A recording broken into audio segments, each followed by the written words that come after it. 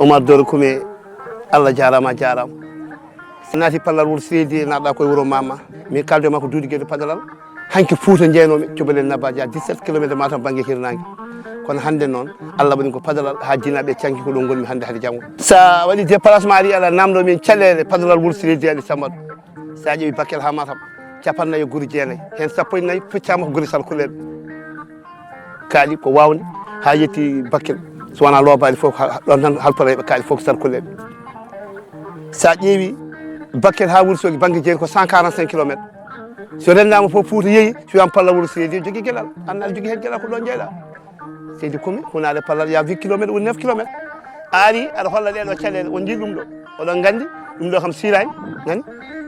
sa ƴeewi ɗum ɗo joni ko kalɗa ko ƴiwode ñande wonno ɗon de même pas 2 jours 3 jours nde puɗɗi ko 4 heures minuit ha 4 heures kikiɗe ay dirango ko woto ndiyam pilitage gurdam juuti ɗiɗo galle fof mbawi nadde par ce que nden 79 à 75 Alaji Mamadou Seydou wayde Fouta min o tawi min ngalɗo ceenal o jippi galle Modou Oumar a tawa à 75 on sa mboɗo yara hedde 12 ans en on sa lawol wonno hakkude ɗo pamuɗe ɗe lawol ko ɗo wonno an Oumar a wasa hawri tan kono ɗum fof a liiti haalaɓe nden ko lawol wonno ɗo nden juma pallal jama ko ɗa wonno yo galle jande foof mabbi haalaɓe maygo joni ɓuuri yajje nden wona yeromade ken ɓe jogno neɗɗo goto nde weyro o daro ɗo weddo hayre yana oto banggue a hawri ɗum 80 nde wona ɗum ɗo noon ayi on jii bandiraɓe ne wawi fadde on jii ngal ɗo kaɗo ngal walla oɗo galle joni ɗi ko risque ɗiɗo ko risque wona ɗo joni nden hiyade naati laaɗe batti humede ko to sara galle falɓe galle amen te oɗo galle goto hen no sara oɗo ɓe kolliɗo kedde à vers 70 on 62 ou 63 o galle goto hen no sara pallal foof kono ilam naata ha miiro sinno ko miir ɓakkere tan tawno yani deftan ko mirsima min taloya jeere ma tawɗa ndewa dow ma min ndewoya ga ɓe garino ɗo Oumar Baka Seede nelino ɗo en waji goto cinquiéme garowe mbay bengue e jeewa ko ƴella dawda kadi ari ha ɗo Dawda Moussa Dia kanko kestel assemblée nationale to wendi Bosyaɓe kanko woni ɗo maire oɗo commune o wari ha ɗo 2 fois o wi omo ƴeewa so Allah jaaɓi ma iw kono goram watte junggo mbay bengue Allah ñawani ɓe gaɗo 2 fois kadi ɓe gari kadi gongal ɓe gatti dal ala komin jii hay batte te minen pallal ko makki tan ko makki tan pallal ha sobo juuɗo compteur timan carte ɗiɗi so wiyama komin jogui ɗo en temedde jeegom e capanɗe joyyi kartal woni compteur tan ko carte manɗa ko nogas nayyi aɗa andi ala ko woni min mbaɗi junggol min jiiɗi koyamen min jiiɗi ƴiƴamen neɗɗo ko bandum on hono mbiɗen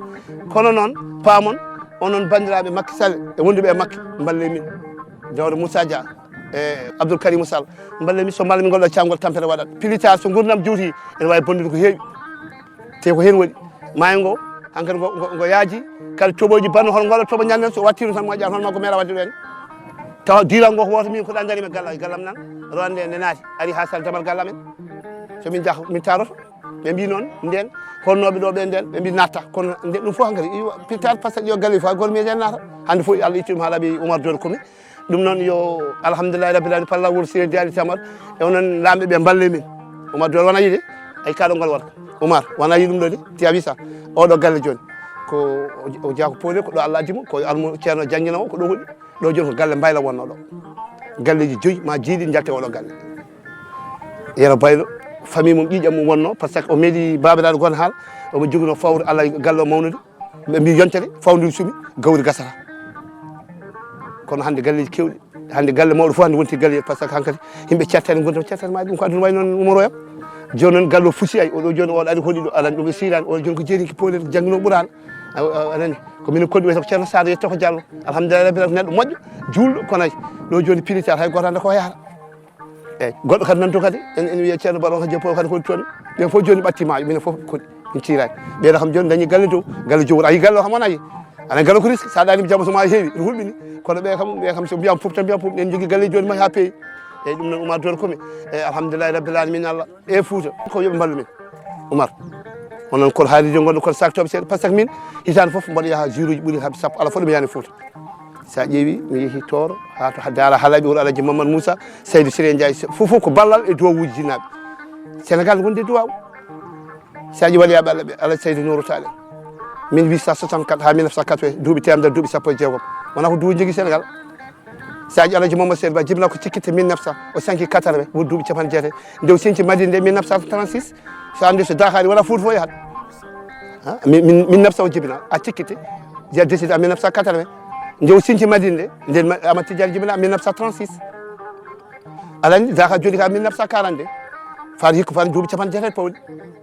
sa ƴeewi fof ko duɗal ceerno Hammet Baba fof ko duwuji Sénégal waɗi duwaw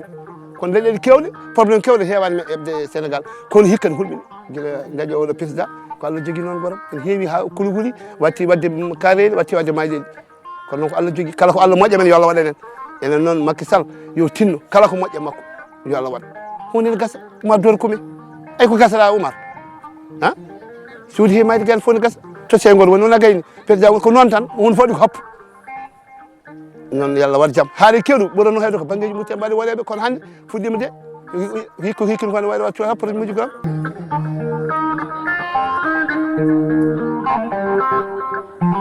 fadde e laamu ina moƴƴi